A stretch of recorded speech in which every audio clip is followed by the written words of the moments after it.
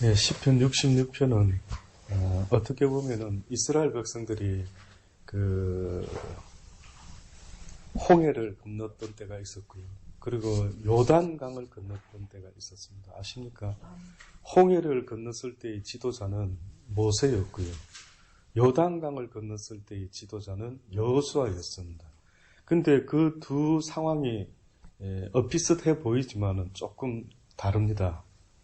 홍해 때의 이스라엘 백성의 모습과 요단강을 건널 때의 이스라엘 백성들의 그 모습은 사뭇 다릅니다. 그 상황들 속에서 아마 그것을 머리에 염두에 두고 이 시가 쓰여진 것 같습니다. 온 땅이 하나님께 즐거운 소리를 발할지어다. 그 이름의 영광을 찬양하고 영화롭게 찬송할지어다. 하나님께 고하기를 주의 일이 어찌 그리 엄요하신지요. 주의 큰 권능으로 인하여 주의 원수가 주께 복종할 것이며 온 땅이 주께 경배하고 주를 찬양하며 주의 이름을 찬양하리이다 할지어다. 셀라. 와서 하나님의 행하신 것을 보라. 인생에게 행하심이 어미하시도다 라고 하면서 드디어 구체적으로 이제 표현을 합니다. 뭐가 그렇게 대단하길래 지금 시편 기자가 와서 봐라. 여호와의 이 어미하심과 이 두렵고 떨리심과 도무지 어느 인생이든 그분의 행하시는 일 앞에 두렵고 떨지 않을 수가 어디 있겠는가. 그리고 아무리 너희 인생이 어떻다 할지라도 그분 앞에서 너희가 원수까지라도 그 복종함을 보라. 다시 말하면 어떻게 보면 애굽의 바로 왕이 처음에는 하나님 백성들을 보내주겠다 했다가 또 안 해주겠다 했다가 또 보내주겠다 해서 결국은 보내긴 했는데 또 어떻게 마음이 변하죠. 변해가지고 결국은 또 쫓아와서 어떻게 해보려고 했다가 결국은 홍해 바다에 모두가 수장되지 않습니까? 여기서 복종한다라고 하는 것은 결국은 그들이 하나님 앞에 우러나는 마음으로 무릎을 꿇는 것이 아니라 그 의미 앞에, 그 권능 앞에, 그 전지전능 앞에 무릎을 꿇을 수밖에 없음을 그런 이야기를 하고 있는 것입니다. 출애굽기 13장을 한번 볼까요? 14장요. 출애굽기 14장.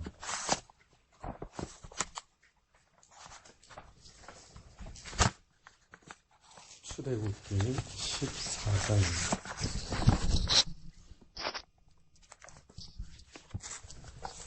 14장에 이제 초반에 이제 서론이 쭉 나오고요. 한 10절로부터 보면 이제 구체적인 이야기가 나오지요. 바로가 가까이 올 때, 이제 홍해 앞에까지 와서 이제 갈 수 있을 것 같았는데, 사실은 홍해 앞쪽 길로 하신 이유는 다른 길도 있었습니다. 다른 길도 있었는데 홍해 앞쪽으로 인도했던 것은 이스라엘 백성들이 다른 길로 가다가 만약에 바로나 다른 인체 족속들하고 싸움이 붙으면은 하나님이 걱정하신 것은 이들이 어려운 일을 만날 때 그때 그냥 애굽에서 사는 게 더 낫지 않았나. 괜히 나와가지고 어떻게 보면 괜히 예수 믿는다 해가지고 이건 집안의 반대와 어쩐 거 저쩐 거 내가 그냥 예수 안 믿고 사는 게 더 나은 거 아닌가 할 정도로 혹시나 그들이 어려움을 만날 때 우리를 향하신 여호와 하나님의 그 계획을 잃어버리고 다시 말하면은 내 인생의 참 목적은 종살이하는 게 아니라는 겁니다. 여러분과 저의 인생의 목적은요. 이 땅에서 길어봤자 모두가 똑같은 시간을 거의 가지고 있죠. 한 60, 70. 이건 우리 각자에게 주어진 시간입니다. 이 땅의 시간입니다. 문제는 이 땅의 시간 속에서 여호와 하나님이 무엇을 우리에게 원하느냐? 이거 생각해 보셨습니까? 목사하기를 원하실까? 전도사 하기를 원하실까? 비즈니스맨 하기를 원하실까?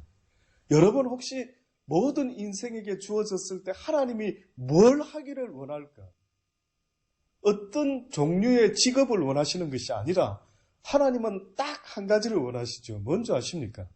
네가 나를 마음껏 경배하고 나의 백성다운 모습으로 오직 여호와만을 섬기다가 내 나라로 왔을 때 영원히 나를 섬기며 살아가는 그 영생의 축복과 여호와와 함께하는 그 축복을 너희들에게 주겠다. 이게 그분의 플랜 답니다. 그분은 우리가 이 땅에서 무슨 직업을 가졌는지 뭐 키가 몇 센치인지, 여자로 태어났는지, 한국 사람인지, 호주 사람인지, 미국 사람인지 어떤 종류의 것에 대한 관심은 거의 없으십니다. 오직 하나, 네가 무엇을 먹든지 마시든지 무슨 직업을 가졌든지 네 마음이 늘 나 여호와를 기억하며 나의 뜻에 계명에 순종하며 살았는지 살지 않았는지 그것만 보겠다라는. 그래서 이스라엘 백성들이 애굽에 종살이 했다라고 하는 그 모습은 여러분 생각에 한마디로 무슨 모습이냐면 하나님을 섬기지 못하고 사단의 종이 되어서 죄 아래서 그냥 계속해서 원치 아니하는 육신의 법 가운데 갇혀가지고 그놈이 시키는 대로 살아보니까 그놈이 나한테 주고 있는 마음의 어떤 것은 보니까 두려움과 떨림과 불안함과 뭐 근심과 걱정과 신기하게도 그놈이 시키는 대로 한번 살아보니까 그놈이 우리한테 주는 거는 생명과 평안이 아니라 뭐라고 성경이 알려줍니까? 우리한테 죽음과 두려움과 멸망을 주기 위해서 우리한테 그놈은 종살이를 시키고 있다. 그러니까 애굽으로 다시 내려가자. 그저 종살이 하면서 그나마 먹고 사는 게 안 낫겠나. 이런 식으로 예수 믿다 죽는 것보다, 예수 믿다 순교하는 것보다, 예수 믿으면서 착한 모습으로 살다가 나한테 손해될 바에는 악하게 독하게 살다가 그냥 그래도 배부르게 먹고 살다 가는 게 낫지 않겠나라고 그들이 또 돌이켜 생각할까 봐 이 길로 가라 했던 것입니다. 그래서 이제 홍해길로 이렇게 가는데 보니까 바로가 뒤쫓아오는 것입니다. 앞에는 홍해, 뒤에는 바로의 군대. 바로가 가까이 올 때 이스라엘 자손이 눈을 들어본 즉 애굽 사람들이 자기 뒤에 미친지라 이스라엘 자손이 심히 두려워하여 여호와께 부르짖고 그들이 또 모세에게 이르되 애굽에 매장지가 없으므로 당신이 우리를 이끌어내어 이 광야에서 죽게 하느냐 어찌하여 당신이 우리를 애굽에서 이끌어내어 이같이 우리를 죽게 만들었느냐 우리가 애굽에서 당신에게 고한 말이 이것 아니뇨 이르기를 우리를 그냥 버려두라 우리가 애굽 사람을 섬길 것이라 하지 아니했느냐 무슨 하나님 섬긴다고 가나안 땅으로 약속의 땅으로 가야 된다고 자꾸 말할 때 우리가 그냥 막 여기 있는 것도 괜찮는데 저 모세가 왜 자꾸 하나님이 보냈다고 와가지고는 우리로 하여금 너희가 이렇게 머물러 살아서는 안 된다고 마찬가지죠. 그 시대마다 하나님은 뜻밖에도 주의 종도를 보내서 무엇을 가르칩니까? 너희가 이 애굽에서 먹고 마시고 살아가다가는 멸망으로 끝이 나니까 안 된다. 거기서 탈출해야 된다. 거기서 출애굽해야 된다. 죄에서 벗어나야만 된다. 그리 해야만이 너희가 영원히 나의 약속의 땅 여호와의 하나님의 그 새 예루살렘과 새 땅에서 나와 함께 살게 될 것이다. 이것이 그분이 우리에게 주고자 하는 메시지입니다. 선택은 너희들이 해라. 공의 선택은 너희들이 해라. 시대마다 똑같습니다. 어느 때 보면 모세라는 한 사람을 하나님이 그렇게 강권적으로 쓰시죠. 그 시대마다 어디서 2000년 전에 죽은 예수 이야기를 누가 나타나서 실제 본 것 같지? 실제 봤죠. 무엇으로? 육으로 본 게 아니라 영으로. 그들이 시간의 개념이 없는 그 하나님의 나라를 통하여 지난 모든 것들을 하나님이 알게 하시는 겁니다. 그러니 주의 종들이 되는 사람들, 사도들이 되고 보냄을 받은 자들, 가히 이르지 못할 비밀들이 많을 수밖에 없는 거예요. 저 자신도 도무지 그분을 경험하기 시작하면서 이건 누가 믿겠나? 이런 이야기를 육을 가진 인생들이 보통 사람들이 이런 이야기하면 나한테 돌 안 던지겠나? 나보고 미쳤다 하지 않겠나?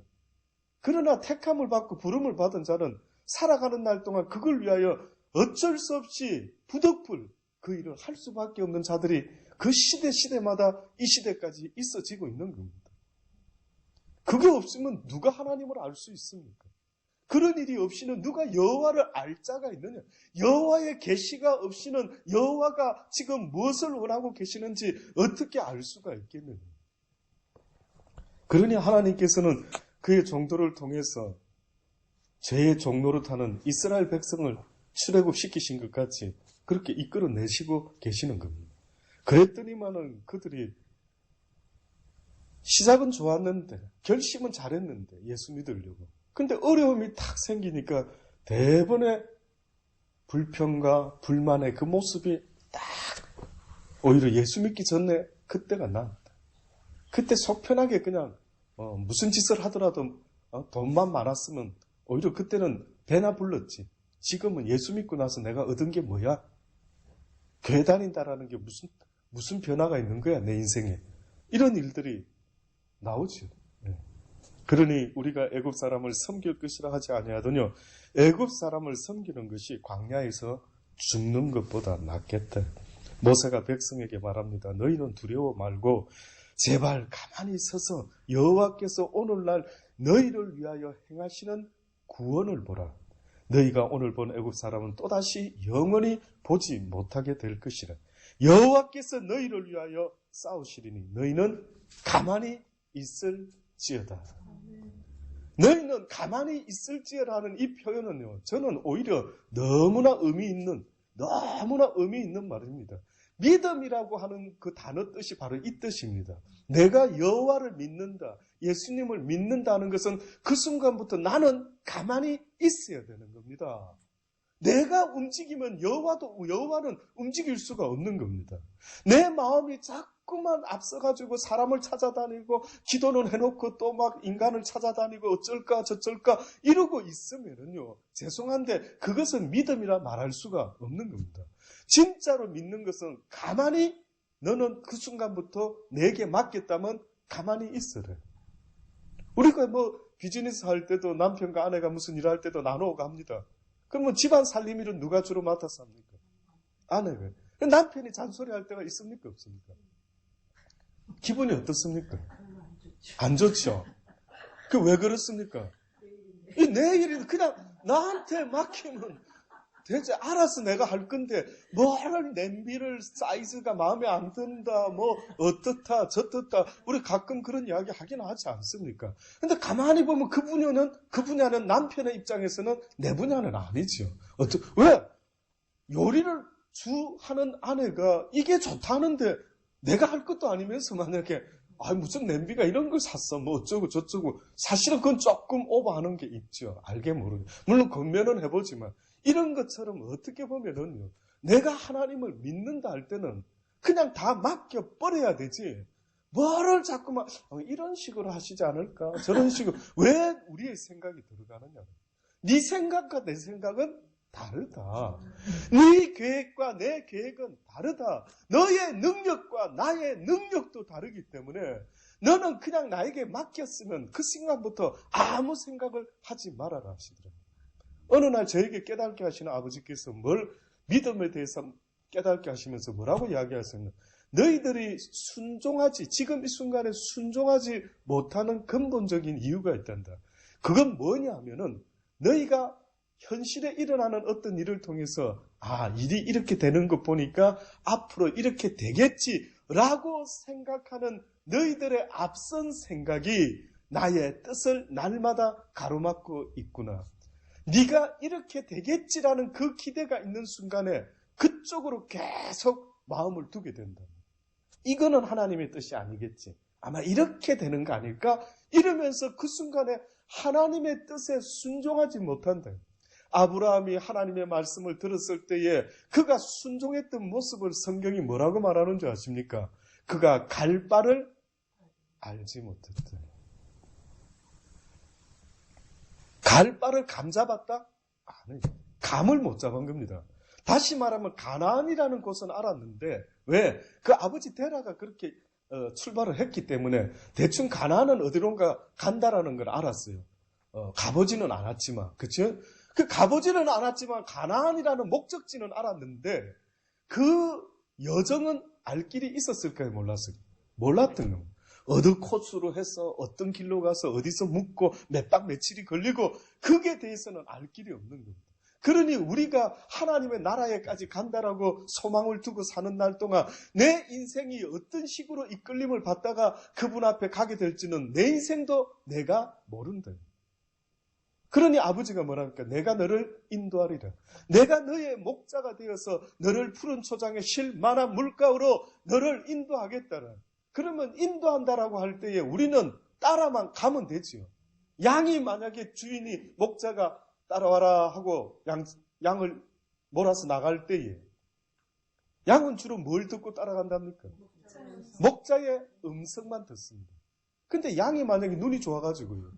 양이 눈이 원래 안 좋답니다. 아시죠? 양은 거리가 몇 가지 보지 못한답니다. 되게 아주 시력이 안 좋은 모양이에요. 그래서 양은 한 마리가 앞선 놈이 낭떠러지로 떨어지면은요, 뒤따라서 떨어지는데 계속 따라가서 떨어진다. 희한하죠. 그래서 양들은 주로 기가 발달이 되어가지고 볼 수는 없지만 듣고 움직인다라는 거예요. 그러니 어떻게 보면 양이 만약에 목자가 다 생각이 있어서 길을 딱 안내를 하는데 눈이 밝은 양이 딱 한 마리 나타나가지고 이거 위험해 보이는데 목자요 이 길 말고 딴 길로 가면 어떨까요? 이랬을 때 여러분이 목자라면 기분이 어떻습니까? 하물며 하나님 기분은 어떻겠습니까? 너무 이건 비교가 안 되지요.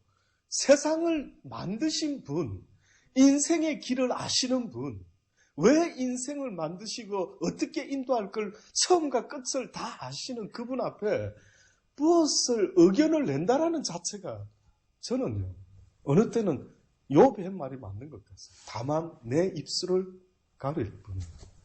다만 내 입술을 그냥 말 안 하는 게 오히려 지혜롭겠다. 말을 하는 순간에 나는 아주 미련 곰차둥입니다. 나는 이걸 드러내는 것과 똑같은. 그냥 아무 소리 하지 말고 목자가 가자. 그러면 따라가면 돼.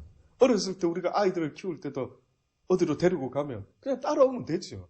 그런데 만약에 큰애가 막 왜 일로 가? 엄마 아빠 왜 저쪽으로 가는데 왜 버스 타는데 왜 택시 타는데 왜 자가용 타는데 기차 타고 싶은데 아휴 좀 그냥 따라오거라. 왜 여러분은 그렇게 말하면서 왜 여러분은 아이들 키울 때 그렇게 말하면서 내 인생 한 치 앞도 모르는 내일 있을 일을 알지 못하는 양과 같은 눈먼 인생이 너무나 건방지지 않습니까? 정말 한마디 하려면 내일 일을 알 수 있다면 네가 한마디 해라. 네가 내일 무슨 일이 네 인생에 있어서 일어날 것인지 안다면은 네가 오늘 의견을 한번 제시해봐라. 네가 내일 일이 무엇인지 모른다 한다면 입 다물고 어떻게 해라. 따라오라는 겁니다. 그러니 이 말이 저는 예사롭게 들리지 않는 겁니다. 여호와께서 너희를 위하여 싸우시리니 제발 입으로 원망과 불평과 난리를 치지 말고 네 입술을 좀 닫고 이제 그게 바로 어떻게 보면 가만히 있으라는 것 중에 첫 번째입니다. 입술을 닫고 걱정 근심하지 말고 이제부터 여호와께서 어떻게 하는지 가만히 있어라. 결국은 가만히 있는 게 얼마나 어려운 줄 아마 느끼실 겁니다. 무슨 일이 벌어졌을 때 하나님만 바라보고 가만히 있는다라는 것은 보통 믿음의 사람이 아니면 가만히 있을 수가 없습니다. 방방방방 뛰게 되고 걱정이 되고 근심이 되고 짜증이 속도 상하고 눈물이 나고 가만히 있으래도 있을 수가 없는 거예요. 이것이 바로 내가 믿음이 있는지 없는지의 증거도 될 수가 있다는 사실을 잊지 마셔야 됩니다. 여호와께서 모세에게 이르시되 너는 어찌하여 내게 부르짖느냐 이스라엘 자손을 명하여 앞으로 나가게 해라. 왜 네가 지금 이렇게 해가지고 절망하고 앉아있느냐. 그냥 가라 했으니 믿고 나아가면 될 터인데 왜 네 믿음이 어려운 일이 있을 때마다 왜 멈추느냐. 내가 언제 멈추어라 했느냐. 내가 멈추어라 했던 것은 낮에는 무슨 기둥으로? 구름 기둥이 멈출 때만 멈추면 되고 저녁에는 무엇이 멈추면? 불기둥이 멈추면 그곳에서 천막을 치면 그뿐인 것이지 무엇 때문에 고난을 쳐다보고 네가 멈추느냐. 그거는 내 사인이 아닌데. 고난은 하나님의 사인이 아닙니다. 예? 어머나 이거 하지 말라는 것 같다. 보통 많은 사람들이 예수 믿으면서 어려운 일이 조금만 생기면 하나님이 이거 하지 말라는 것과 여쭤봐요. 하나님이 멈춰라 하는 것 아닐 때는 그 고난을 이길 힘과 능력을 주옵소서라고 기도해야 될 때도 있다라는 사실을 잊어서는 안 되는 겁니다. 지팡이를 들고 손을 바다 위로 내밀어 그것으로 갈라지게 하라. 이스라엘 자손이 바다 가운데 육지로 행하리라. 믿음을 가지고 행해라. 네가 믿음만 겨자씨만한 것만 있다면은 산을 들어서 바다에 던진다 할지라도 순종하게 될 건데 모세야 왜 가만히 서서 나한테 부르짖고만 앉아있는 한 발 내디더라. 믿음의 팔을 내밀어라. 믿음으로 네가 행할 때에 역사가 일어나게 될 것이라. 내가 애굽 사람들의 마음을 강팍하게 할 것인지 그들이 그 뒤를 따라 들어갈 것. 결국은 애굽 사람의 마음도 강팍해도 하고 온유케도 하는 건 누가 하는 것입니까? 하나님이 하신답니다. 결국 상대를 인간을 상대해야 될까요? 애굽 사람을 상대해야 될까요? 누구를 상대해야 될 것 같습니까? 여러분 생각에 하나님을 상대해야 된다. 인생은 오직 하나님 앞에서 모든 문제를 풀어나가야만 되는 존재들이지 인간을 쳐다보고 어머나 무서워라 저 사람이 나를 갖다가 해코지게 하려고 하는가 제발 멈추시기 바랍니다. 인간의 마음이라는 것은 하나님이 주관하십니다. 누구의 마음도 내 남편과 내 아내의 아이들의 마음조차도 내 뜻대로 되지 않을 때 하나님의 뜻은 이루어지게 되는 것입니다. 내 뜻대로 되지 않을 때 하나님의 뜻은 이루어져 가고 있구나라는 사실을 잊지 마십시오. 많은 사람이 내 뜻대로 안 되면 하나님의 뜻대로도 안 되는 줄로 알고 있지만은 큰 착각입니다. 큰 착각입니다. 내 뜻대로 안 되는 그 시간이 이제는 하나님의 뜻대로 되는 시간입니다. 왜 모르십니까? 왜 모르십니까? 언제 하나님은 우리의 뜻대로 내버려 두신 적이 언제 있었습니까? 우리의 뜻은, 우리의 육신의 뜻은 날마다 하나님의 성령의 뜻을 거스르고 있기 때문에 이것은 순종할 길이 없는 것입니다. 그 뜻이 늘 하나님의 뜻을 거스르고 있어요. 그래서 육신의 소욕이 무슨 소욕을 거스립니까? 성령의 소욕을. 성령의 소욕은 무엇의 뜻을 거스립니다. 육신의 소욕을 날마다 이 둘이 날마다 싸워가지고 서로 대적해서 할 것을 하지 못하게 만들고 있다고 하지 않습니다. 그러니 내 뜻이 이루어지지 않은 그 순간에 하나님의 뜻은 이루어지고 있겠구나 라는 믿음이 있기를 주의 이름으로 축원합니다. 그런 믿음이 있어야 됩니다. 내가 바로와 그 병거와 마병을 인하여 영광을 얻을 때에야 애굽 사람들이 나를 여호와인 줄 알리라. 결국은 그들도 여호와를 깨닫게 하시기 위해서 하나님은 때로는 온갖 일들을 다 하신다. 비록 수많은 자들이 홍해에 죽었지만 살아남은 자에게 무엇을 깨닫게 한다. 여호와가 분명히 살아계신 하나님이시구나. 모든 인생이 그분 앞에서, 그 의미 앞에서, 그 두려움 앞에서 정말로 함부로 입을 놀려서는 안 되는구나 라는 것을 그들에게 또한 내가 알게 할 것이라. 참 하나님은 제가 가끔 이런 걸 볼 때마다 참 힘드시겠다. 이 미련한 인생한테 나가 너의 하나님, 너를 지은 자, 너의 부모라는 걸 이렇게 인식시켜주고 싶으셔서. 여러분 한번 생각해보세요. 육신의 자녀 녀석이 어느 날 좀 실컷 키워놨더니만 고민이 돼요. 엄마, 아빠 고민스러워. 뭐가 그래 고민이 돼? 아빠가 내 아빠 맞습니까? 엄마가 내 엄마 맞습니까? 기억이 안 나는데요. 난 태어났을 때 엄마인지 얼굴을 미리 확인했었어야 되는데 다 도무지 기억이 안 납니다. 내 엄마 맞습니까? 내 아빠 맞습니까? 미안합니다 하고 집을 떠나는 겁니다. 그 심정이 어떨까요? 자, 이제 증명을 해야 됩니다. 만약에 진짜 이런 일이 벌어졌으면 여러분 한번 이런 생각도 못 해보셨겠지만 지금 한번 생각해 보십시오.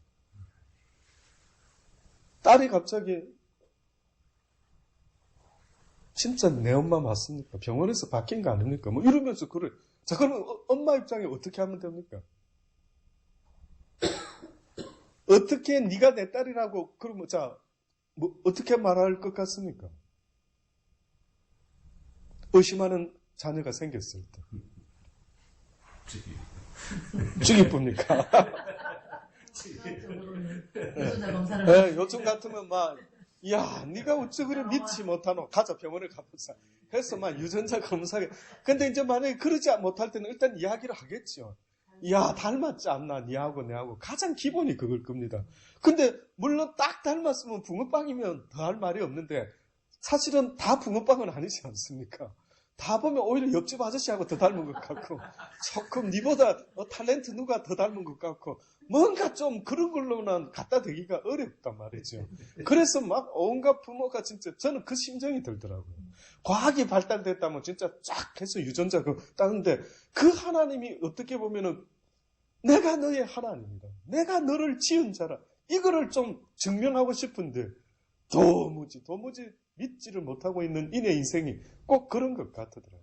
그래서 네 마음속에 내가 양심을 두지 않았느냐, 네 마음속에 본능적으로 나 여호와를 찾도록 내가 만들지 않았느냐, 너는 나의 형상을 따라 지음을 받은 자이라, 네 속에 내가 있느니라, 내가 너니라, 왜 그것을 알지 못하느냐. 그래서 너희 인생들이 나를 바라볼 때는 기쁘지만 세상을 쳐다보고 사단이 너희들의 마음을 뺐을 때 너희가 얼마나 괴롭고 힘든 걸 왜 못 느끼느냐. 내가 줄 수 있는 그것은 평안이니라. 나에게 오는 자만이 이 평안을 얻을 수 있고, 나와 함께하는 자만이 인생의 기쁨과 즐거움과 모든 평안을 누리게 될 것인데, 어찌하여 너희가 자꾸만 딴 데로 가느냐, 어찌하여 자꾸만 궁극질만 하려고 하느냐.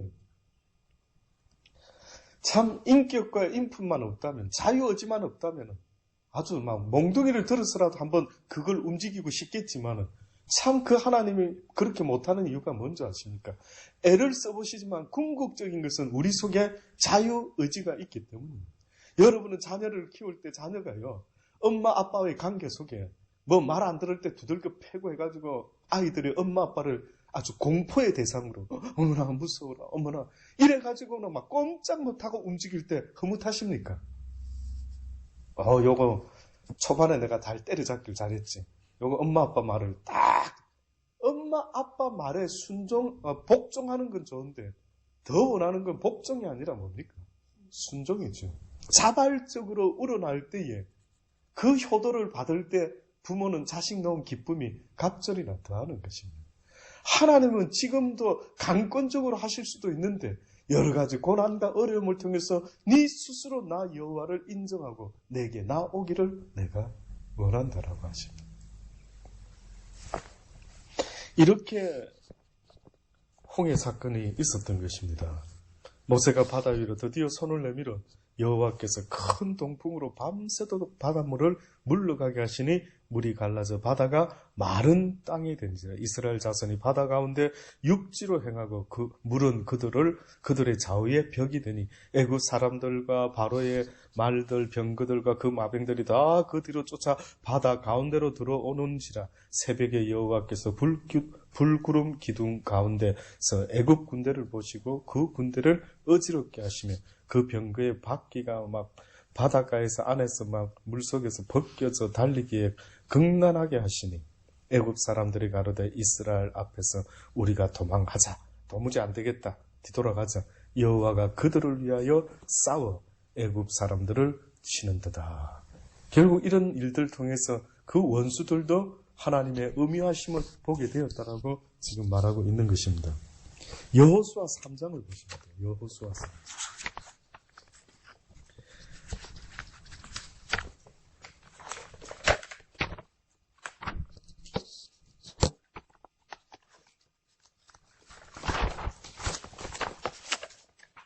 몇 페이지죠? 323페이지. 323.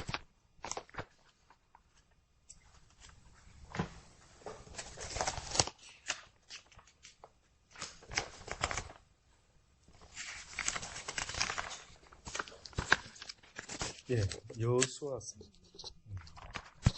3장에 보면 요단을 건너는 이스라엘 백성들이 이제 등장합니다. 방금 우리가 보았던 홍해를 건너게 되는 이스라엘 모습과 조금 상황이 많이 다릅니다. 여호와께서 여호수아에게 7절에 보면 여호와께서 여호수아에게 이르시되 내가 오늘부터 시작하여 너를 온 이스라엘의 목전에서 크게 하여 내가 모세와 함께 있던 것 같이 너와 함께 있는 것을 그들로 알게 하리라. 너는 먼저 언약궤를 맨 제사장들에게 명하여 이르기를 너희가 요단 물가에 이르거든 요단에 들어서라 하라. 여호수아가 이스라엘 자손에게 이르되 이리 와서 너희 하나님 여호와의 말씀을 들으라. 또 말하되 사시는 하나님이 너희 가운데 계시사 가나안 족속, 헷 족속, 히위 족속, 브리스 족속, 기르가스 족속과 아모리 족속과 여부스 족속을 너희 앞에서 정령이 쫓아내실 줄을 이 일로 너희가 알리라. 보라, 온 땅의 주의 언약궤가 너희 앞서 요단으로 들어가나니 이제 이스라엘 지파 중에 매 지파에 한 사람씩 12명을 택하라. 온 땅이 주 여호와의 궤를 맨 제사장의 발바닥이 요단 물을 밟고 멈추면 요단 물 곧 위에서부터 흘러내리던 물이 끊어지고 쌓여 서리라. 백성이 요단을 건너려고 자기들의 장막을 떠날 때에 제사장들은 언약궤를 메고 백성 앞에서 행하니라. 요단이 몸에 거두는 시기에는 항상 언덕에 넘치더라. 물이 아마 가득한 시기였던 모양. 도무지 물이 멈출 수 없는 그 시기 때에 궤를 맨 자들이, 언약궤를 맨 자들이 요단에 이르며 궤를 맨 제사장들의 발이 물가에 잠기자 곧 위에서부터 흘러내리던 물이 그쳐서 심히 멀리 사르단에 가까운 아담읍 변방에 일어나 쌓이고 아라바의 바다 여매로 향하여 흘러가는 물은 온전히 끊어지며 백성이 여리고 앞으로 바로 건너게 된다라고 합니다. 여호와의 언약궤를 맨 제사장들은 요단 가운데 마른 땅에 굳게 섰고 온 이스라엘 백성은 마른 땅으로 행하여 요단을 건너니라. 제사장들이 앞장서서 걸어간 게 아니라 자세히 여기 지금 말씀을 읽어보면 제사장들은 어느 순간부터 이스라엘 백성이 다 건널 때까지 멈추었댔는데 어느 때 멈췄답니까? 발이 물에 잠겼을 때 그들이 서 있었더니만 물이 멈추기 시작했다라는 거예요. 대략 그 시대 때에 이스라엘 백성은 홍해 때에는 막 수많은 사람들이 뭐 어느 정도 더 많았는지 모르겠는데 학자들의 말은 한 200만의 사람이 건너지 않았겠나. 그럼 200만의 사람이 요단강을 건너간다라고 할 때에 한 1에서 2km 정도의 무리를 대열을 이루어가지고 쭉 건너가는데 그럼 그 숫자 200만의 숫자가 이 요단강을 건넜을 때 도대체 얼마나 시간이 필요했어?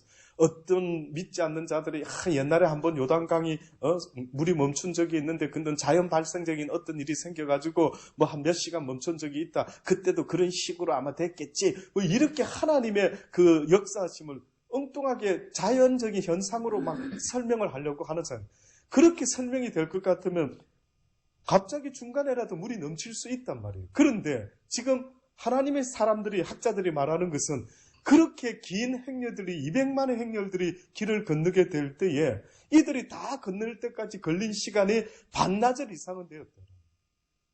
어찌 그럴 수가 있느냐. 그걸 다 건너고 나서 그때서야 다시 원위치가 되었다 할 때 하나님의 이 놀랍고 장엄함을 어찌하여 알지 못하느냐. 근데 여기서의 장면에서 특징이 있습니다. 여러분 느끼셨습니까? 가장 먼저 누가 총대를 맵니까? 제사장들이 앞장을 섭니다. 제사장은 한마디로 말하면 어떤 사람들입니까? 예, 제사장이라는 부류는 어떻게 보면은 레위 족속 가운데 특별히 하나님의 어떤 면에서는 말씀을 맡은 자들입니다. 하나님과 백성 사이에서 여호와의 말씀을 맡은 자. 그래서 그 말씀을 가지고 백성들의 죄를 대신해서 하나님께 중보하고 고하고 하는 그 역할을 하는 중재자였어요. 그러니 하나님과 백성들 사이에서 하나님의 뜻을 전하기도 하고 인간의 부족함과 죄를 대신 용서를 구하기도 하고 이런 역할을 했던 사람이 제사장입니다. 오늘 우리 시대에는 누가 제사장일까요? 예, 목사들만 제사장이 아닙니다. 예수님이 십자가에 돌아가셨을 때의 휘장이 어떻게 됐댔어요? 찢어졌다 했죠. 그러면 이제 누구든지 그 대제사장만이 들어가는 그 지성소 안으로 들어갈 수 있도록 누가 하셨습니까? 예수님이. 그러면서 무엇에 힘입는 자는 누구든 들어갈 수 있다. 예수 그리스도의 보혈을 힘입는 자들은 누구든지 지성소까지 갈 수 있다라는 말은 누구든지 대제사장이 될 수가 있다. 누구든지 이제는 하나님을 모르는 자의 중재자가 될 수가 있다.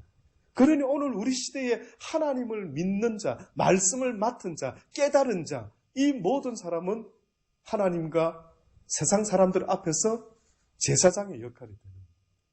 결국 그들을 통해서 요단강이 갈라지는 역사가 일어나고 그들의 희생으로, 그들의 믿음으로 그들이 요단강에 발이 잠기자 가만히 딱 우뚝 서 있었대요. 요동하지 않고 어느 때까지? 이 백성들이 다 건널 때까지. 반나절 이상을 꼼짝 않고 서가지고 있었던 것이. 이들의 믿음이 홍해를 건넜을 때의 그들의 모습과는 사뭇 달랐던 것입니다. 그들은 뭐 덜덜덜 떨고 모세도 네가 왜 부르짖고 있냐? 어떻게 보면 모세도 그때 바로 믿음으로 그들을 이끌어 갔었어야 되는데 어떻게 보면은 그때 그들을 불평과 불만과 함께 어떻게 자기도 그렇게 했는지 하나님이 모세에게 방금 우리가 들어보니까 네가 왜 내게 부르짖고 앉아있느냐? 지금 부르짖을 때가 아니라 내가 홍해를 건너서 너로 가나안 땅으로 보낼 거라고 이미 말을 했는데 뭐 때문에 고난 앞에서 멈추어서 부르짖고 앉아있느냐? 가라, 나아가라는. 그러니까 지금 여기 요단강 건너는 제사장들은 걱정 근심했습니까? 어머나 이거 강물이 있는데 어째 건너라는 거지? 그들은 그냥 말 그대로 순종하고 첨벙 들어가서 딱 섰더니만 그냥 물이 쫙 갈라지고 건너. 그리고 그들이 끝까지 움직이지 않고 다 건널 때까지 계속 멈춰서 있었던 거예요. 이 모습이 참 많이 다르구나라는 것을 깨닫게 되는 것입니다. 결국은 시편 기자가 이런 것들을 염두에 두고 시편 66편의 말씀을 했던 것입니다. 하나님이 바다를 변하여 육지되게 하셨으므로 무리가 도보로 강을 통과하고 우리가 거기서 주로 인하여 기뻐하였도다. 저가 그 능으로 영원히 치리하시며 눈으로 열방을 감찰하시나니 거역한 자는 사고하지 말지어다. 하나님을 대적하는 자들아, 뭐가 너가 잘 될 줄 알고 이스라엘 백성을 우리가 잡을 수 있을 줄 알고 이런 생각을 했던 자들아, 결코 하나님 앞에서 너희의 모든 거역과 자고가 결국은 굴복당하고 말 것이라. 만민들아 우리 하나님을 송축하며 그 송축 소리로 들리게 할지어다. 맞습니다. 어떻게 보면 주님은 오늘도 우리 시대에도 이런 소리 좀 한번 들어보고 싶어 하시지 않을까? 오늘도 주님은 어떻게 보면은 우리 이 하나님의 백성들의 입에서 맞소이다. 주님이 바로 모든 것의 주권자 되시고 주님만이 모든 것을 능하게 하시는 여호와 하나님이 맞습니다. 홍해를 가르시고 우리는 비록 그 자리에 없었지만은 이 모든 것을 내가 믿음으로 보나이다. 올소이다. 그 장면이 얼마나 놀랍고 대단한지 한번 여러분이 영화 볼 때에도 무슨 쉽게 영화 속에서도 놀라운 장면이 나오면 보면서도 실제 아닌데도 와 느낌과 감동이 오는 것처럼 오늘 이 시대에도 주님이 원하는 감동이 있다면 너희가 이 말을 읽을 때마다 들을 때마다 와 내가 그 자리에는 없었지만 감동이다. 와 아멘 할렐루야. 절로 그 송축함이 나올 수 있다면 하나님이 얼마나 기뻐하실까. 나의 이 놀라운 일이 이 시대까지 이어지는구나. 나의 놀라운 그 모든 역사들이 오늘 이 시대를 사는 이 내 백성들에게도 똑같이 동일하게 그들에게도 본 것과 같이 이루어지고 있으니 그들이 내 말을 읽을 때마다 들을 때마다 나 여호와를 송축하니 내가 참으로 기쁘도다라고 하시지 않겠습니까? 그는 우리 영혼을 살려두시고 우리의 실족감을 허락지 아니하시는 주시로다. 하나님이여 주께서 우리를 시험하시되 우리를 단련하시기를 은을 단련함과 같이 하셨다라고 말합니다. 주님은 우리를 이 땅에서 온실 속에 키운 자녀와 같이 되지 않고 믿음이라는 것을 어디까지 키우기를 원하시냐 하면 장성한 분량에 이르기까지 강한 믿음을 가진 자를 하나님은 만들기로 목표를 정하신 것 같습니다.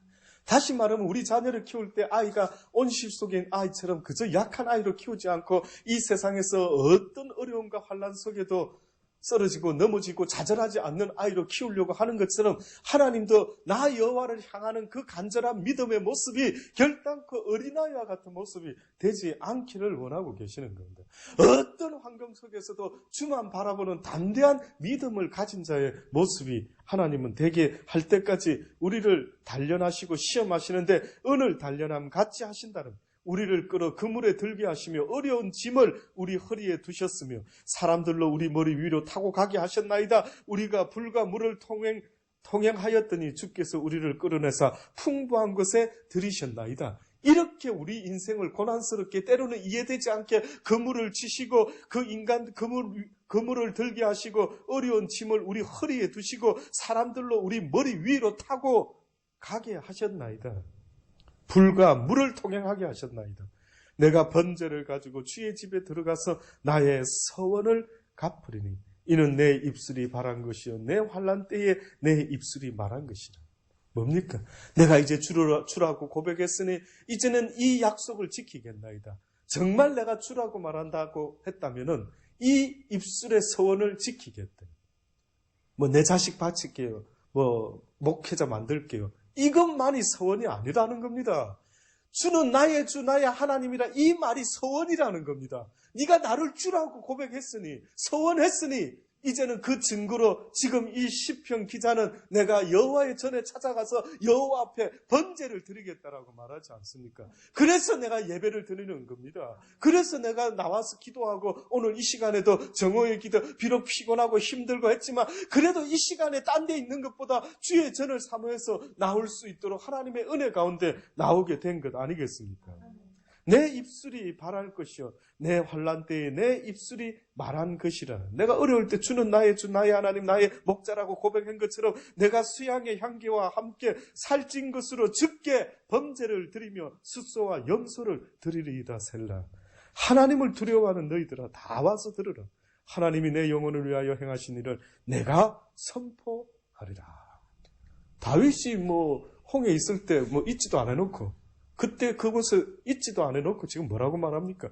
그가 믿음의 눈으로, 영의 눈으로 하나님이 내게 행하신 이 대단히 놀라운 이 홍해의 사건과 같은 이 놀라운 일들을 내가 너희들에게 선포하리라. 내가 내 입으로 그에게 부르짖으며 내 혀로 높이 찬송하였거든. 내가 내 마음에 죄악을 품으면 주께서 듣지 아니하시네. 이게 마지막 결론입니다. 오늘 시편 66편에서 마지막으로 다시 한번 우리에게 말씀하는 어떤 영적인 비밀이 있다면 다윗은 분명히 알고 있었습니다. 내가 하나님께 기도할 때 내 마음에 무엇을 품고 기도하면 그는 응답이 되지 않는다고 알고 있습니다. 무엇을 품고 있었대? 죄악을 품는 기도는 안 됩니다. 죄송한데 죄악을 품고 누군가를 미워하는 기도, 누군가를 모해하려고 하는 아주 악한 생각을 갖고 있으면서 주님 앞에 나와가지고 주님께 기도하는 것은 꼭 양다리 걸치고 기도하는 것과 똑같은 거예요. 그런 기도는 이루어질 줄 기대하지 말아라. 그래서 우리가 예배 드릴 때에 가장 먼저 혹시나 나를 돌아보는 회개의 기도가 있어요. 알게 모르게 지은 죄가 있다면 아버지여 나의 죄를 용서하여 주옵소서. 아는 죄만 용서를 구하는 거 아닙니다. 여러분이 언제 죄 지을 때 다 알고 죄 짓습니까? 예? 알고 죄 짓습니까? 어떤 사람 보면요, 습관이 딱 붙어 있더라고요. 악한 습관이 딱 붙어 있더라고요. 자기는 몰라요. 습관이 붙어가지고. 자기가 지금 같은 말을 해도 어떤 말을 하는지, 얼마나 부정적으로, 얼마나 독하게, 얼마나 사람 마음에 상처를 주면서 그 악한 짓을 계속 하면서도 자기는 악한 짓을 안 하고 있는 줄로 알아요. 그러니 자기의 행위는 보지 못하고 하나님 앞에서 열심으로 기도는 하지만 아버지는 안타깝다. 니를 돌아봐라. 네가 알고 짓는 죄도 있지만 모르고 짓는 죄를 왜 깨달지 못하는? 그럼 모르고 짓는 죄는 용서되는 겁니까? 예, 물론 진짜 몰라서 그런 거는 용서되겠죠. 다시 말하면은 하나님이 말씀의 거울로 비춰줘서 니를 돌아봐라 할 때 분명히 잘못된 거 알면서도 나는 원래 스타일이 그래서 웃기는 소리 하십니다. 무슨 스타일인데? 그 스타일이 조금이라도 하나님의 뜻에 합당하지 못한 스타일이라 한다면은 악은 어떤 모양이라도 어떻게 했습니까? 버려라 한가 모르십니까? 내 스타일이 어느 순간부터 믿음 약할 때에 하도 악한 것에 시달리다 보니까 그냥 악바리가 되고 아주 막 독하게 변해버린 혹시 내 스타일. 아들 키우다 보면 엄마들이 변한다 하죠. 변하지 마시기 바랍니다. 그 남편들 입장에서 왜 그렇게 처녀 때는 부드러웠는데 왜 이렇게 세월이 가면서 이렇게 더 세지느냐고 분명히 이야기 많이 안 들으십니까? 예, 좋은 쪽으로는 한없이 바뀌어도 되는데 환경 때문에 혹시나 내 모습이 남편 보기에 그렇게 했다 한다면 과연 하나님 보시기에는 혹시나 그것조차도 아버지가 싫어할 수도 있겠다라는 깨달음이 온다면 그것조차도 어떻게 하라고요? 바꾸라고. 못 바꾸는 이유를 갖다 대는 모든 사람들이 뭐냐면 내가 원래는 안 그랬는데 이 자신감들 때문에 당신 때문에 내가 이렇게 바뀌었다. 하나님이 그 핑계를 받으실 수 있다면 참 은혜겠죠. 근데 하나님은 그러지 않는 것 같습니다. 바로의 마음을 온유케도 강팍하게 된 그는 너 때문이다. 너로 하여금 그렇게 더 세게 만들려고 한 게 아니라 오히려 그 가운데 네가 연단을 받아. 그저 부드럽고 온유한 자로 순종하는 자의 모습으로 모든 걸 이제는 내려놓고 네 힘으로 뭘 해야 될 것 같았을 때 점점 네 영혼이 더 세지고 네 영혼이 점점 독해지고 악해지고 과격해지고 이 모든 것들을 어찌하여 네가 깨달지 못하고 나도 저 여자처럼 시집 잘 갔어. 그저 복덕방에 살았으면 우아하게 아주 엘레강스하게 뭐 이렇게 나도 품위 있게 살았는데 내가 저 인간 만나가지고 내 인생이 어째 이렇게 힘든가? 아니라는 겁니다. 하나님은 그런 거 아니라는 겁니다. 아무쪼록요. 여러분의 가슴 속에 그 어떤 알게 모르게 지은 어리석은 죄들이 또 생각하고 있는 죄들이 있다면 그 모든 것들을 내려놓지 않으면 주께서 듣지 아니하십니다. 죄악을 가슴에 품고 있으면 안 된다. 품는다라는 뜻은 잘 생각하세요. 지금 내가 그것을 품었기 때문에 내가 아픈 겁니다. 이거 어떻게 설명을 합니까? 내가 가시를 딱 품었어요. 가시는 품어야 되는 겁니까? 뽑아야 되는 겁니까? 뽑아야 되죠. 근데 누가 가시를 가슴에 품었어요. 그러면 당장에 무슨 증상이 옵니까? 찔리는 아픔이 오는 겁니다. 내가 누군가를 미워하기 시작합니다. 이것은 뽑아버려야 되는 거지 품게 되면 아프기 시작합니다. 아프시죠? 인정하시죠? 나를 아프게 하는 것을 하나님은 품지 말라고 하는데 우리가 하나님께 기도하면서 어떻게 기도하는지 아십니까? 가시를 가슴에 품고 기도를 하는 겁니다. 그 인간 때문에 저 인간이 비즈니스가 어쩌고 이러고 기도를 하니까 아버지가 와, 너 참 어떻게 내가 설명하면 좋지? 그 한을 품고 기도하는 기도는 내가 들을 수가 없다라고 하는 겁니다. 그래서 누구의 기도를 기뻐하시냐면 어린아이와 같은 순전한 기도를 기뻐하시는데 그 기도가 무엇이었느냐 하면은 내가 죄인이로소이다. 이겁니다. 한마디로. 그래서 바리새인들의 그 기도는 아버지 듣지 않지만은 과부의 기도는 뭐라고 하십니까? 들으신대. 그 과부가 뭐라고 기도했길래 나는 죄인이로소이다. 이 죄 많은 인생을 불쌍히 여겼죠. 누구 원망하면서 가슴에 품고 나의 어떤 욕망과 갈망을 가슴에 품고 기도한 것은 듣지 않는다 하지 않습니까? 지금도. 왜 그렇게 이해가 안 되십니까? 만약에 안 된다면. 이게 심각한 이야기입니다. 성경은 아주 오래전부터 여러 가지로 표현한데 지금 이 시편의 기자는 내가 죄악을 품었으면 주께서 듣지 아니하는다. 그러나 나는 죄악을 품지 아니했다. 하나님이 실로 들으셨으며 내 기도 소리에 주의하셨다. 하나님을 찬송하리로다. 저가 내 기도를 물리치지 아니하시고 그 인자심을 내게서 거두지도 아니하셨도다. 이것이 바로 시편 기자가 오늘 정오의 기도를 통해 우리에게 주시는 말씀이라 저는 믿습니다. 오늘 하루도 승리하시기 바랍니다.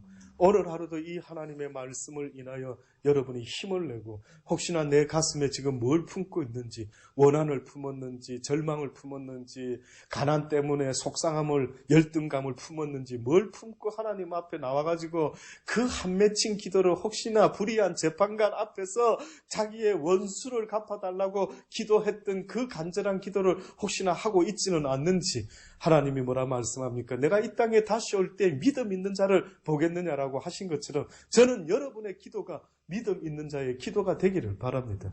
하나님 앞에 모든 걸 내려놓고 잠잠히 서서 그 하나님만을 바라볼 수 있는 그런 기도.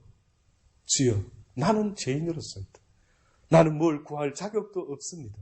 주의 선하심이 나에게 임하여 주옵소서. 내 평생에 주님의 선하심이 나를 떠나지 않기를 그저 간절히 기도합니다. 하는 이 고백이 저와 여러분의 고백이 되기를 간절히 바랍니다. 기도하시겠습니다. 하나님, 그렇습니다. 짧은 이 시간에 잠시라도 주님의 말씀을 다시 먹을 수 있도록 은혜 주신 아버지 감사합니다.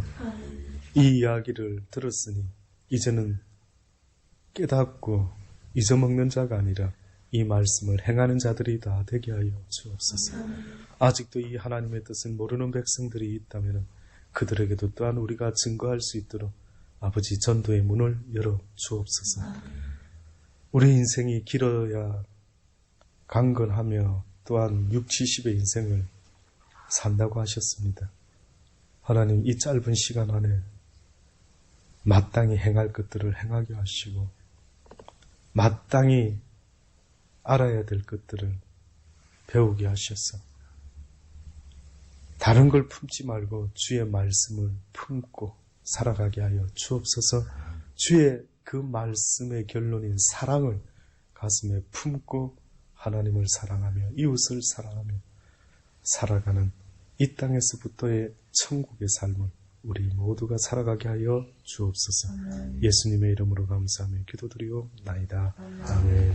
주신 말씀 붙잡고 기도하는 시간 되기 바랍니다.